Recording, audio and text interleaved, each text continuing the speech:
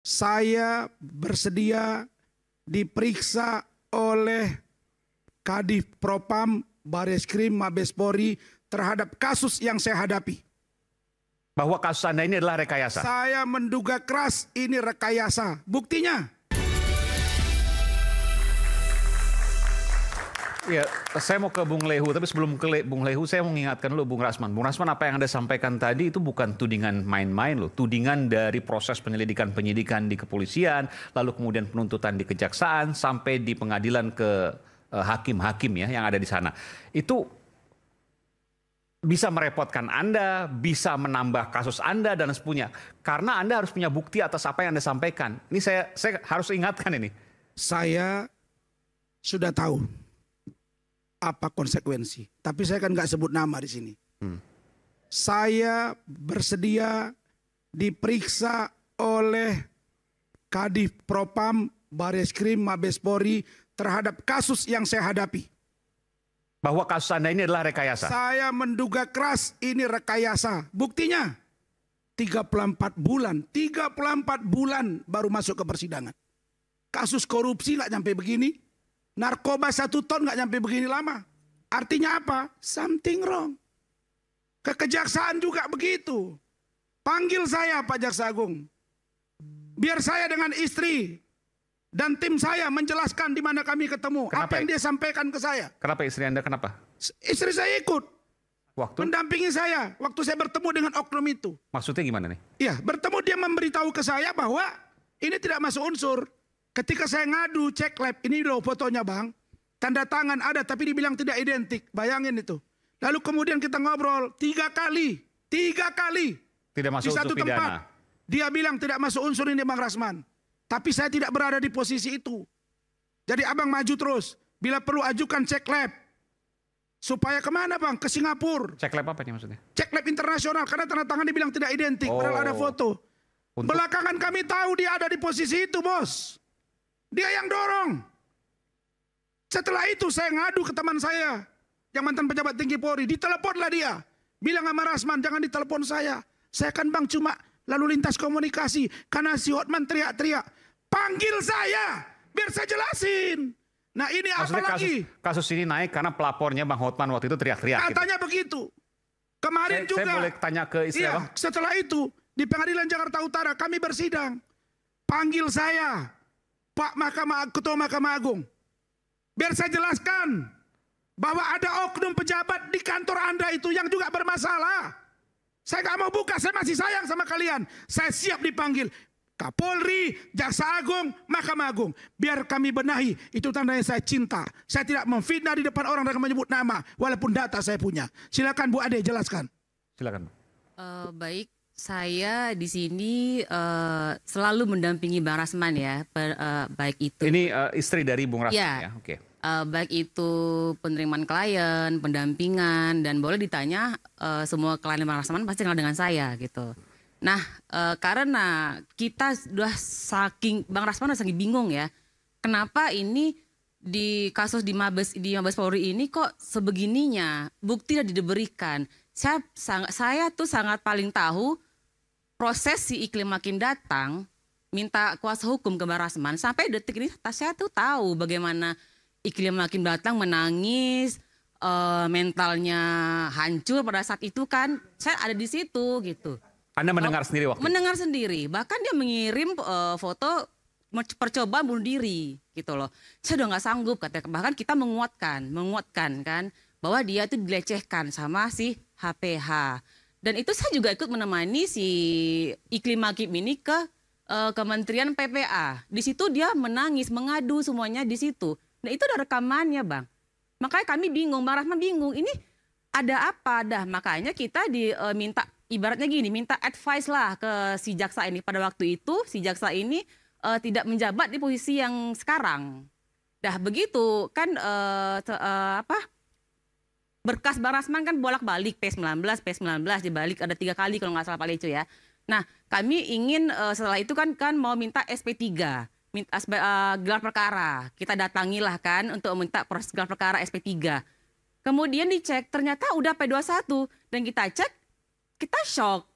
saya Bang Rasman benar itu sangat shock gitu loh. Saya di situ apa ya, pengen nangis bagaimana kok seperti ini. Ini orang yang ini kita ketemu gitu loh. Dia mengatakan ke kita, saya bertanya, saya bukan buta hukum gitu, walaupun saya sering mendampingi Bang Rasman, tapi tetap sama banyak yang nggak mengerti. Pak, ini benar, Pak. Oh, ini benar, ini enggak, Bang, ini enggak masuk unsurnya karena kita serahkan semuanya kan, Bang. Bukti-bukti ini segala macam. Tapi yang membuat Bang Rasman tersangka itu adalah tanda tangan tersebut si Iklim Hakim ini tidak identik katanya. Malah kita disarankan coba ke lab lain minta tanda tangannya itu kembali di Mabes, kan disita, Bang.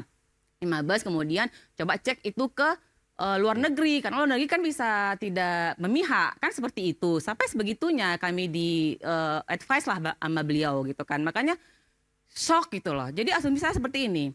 Kan karena si Hotman ya, sepertinya dia sering membranding dirinya itu, memposting Pak Presiden Prabowo bahwa Pak Presiden Prabowo ini adalah teman dekatnya, kliennya, seolah-olah terus Pak Hasim juga dia pernah memposting, saya lihat ya, kayaknya, tapi setelah itu dihapus sama dia sepertinya.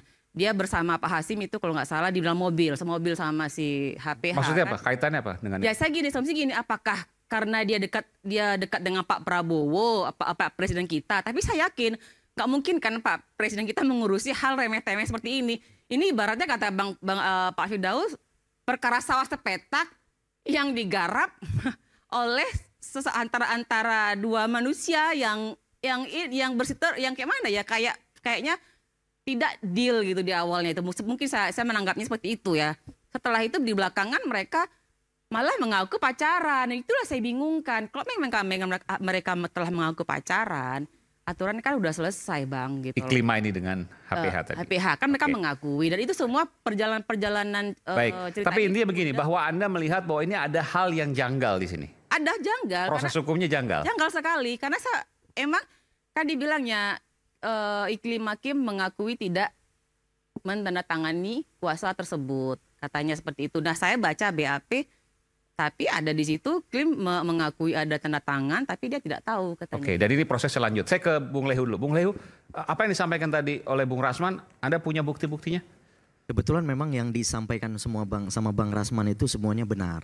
Semuanya benar. Karena saya dampingin Bang Rasman dari pertama proses di kepolisian, kemudian proses lagi di kejaksaan sampai ke pengadilan. Artinya memang ada proses-proses yang kita lihat memang secara kasat mata kita itu dilewatkan. Contoh satu yang paling saya kecewa itu adalah bahwa Bang Rasman menerima kuasa, bahwa Iklima benar menekan kuasa itu di hotel apa, Bang Rasman? Di Grand Hyatt.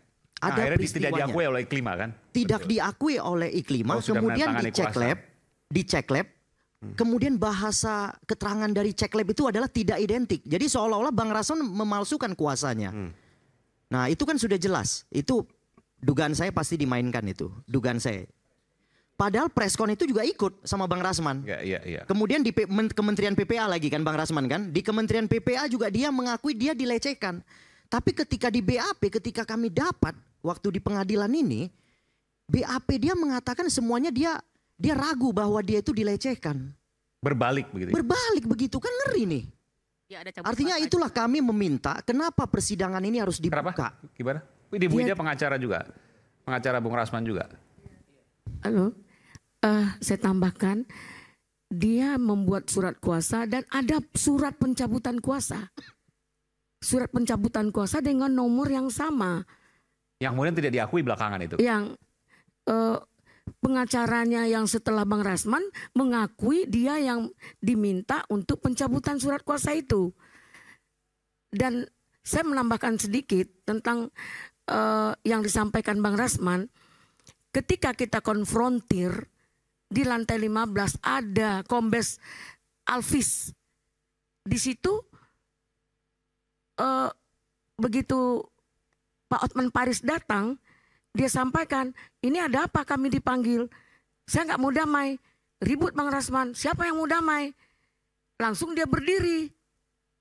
Dia berdiri, dia peluk itu Iklim Hakim, dia cium pipinya sama mulutnya di depan kami semua, di depan Kombes Alvis. Nah, bagaimana mereka membangun konstruksi hukum Karena ini udah pengakuan bahwa mereka itu pacaran. Loh, orang bercinta kok kita Tapi sebagai... diasumsikan. Ini saya tidak mau masuk terlalu jauh soal itu. Dia bilang di situ, Bung Aiman, kau cemburu ya? Kau cemburu ya? Iya. Kau cemburu ya? Memang kami pacaran. Itu kata-kata sih. Oke. Rasman kau cemburu. Baik. Intinya begini semua, bahwa ini ada dirasakan yang janggal. Bahkan Bung Rasman mengatakan Saya tambah rekayasa. Tapi apakah benar seperti itu? Apakah mungkin semuanya proses seperti itu? Tentu ini menjadi pertanyaan. Di Nanti saya akan BAP. tanyakan ke pakar hukum pidana, Maaf, Prof. sebentar. Suparji Ahmad. Saya akan kembali nanti sesaat lagi, tetaplah bersama kami di Rakyat Bersuara.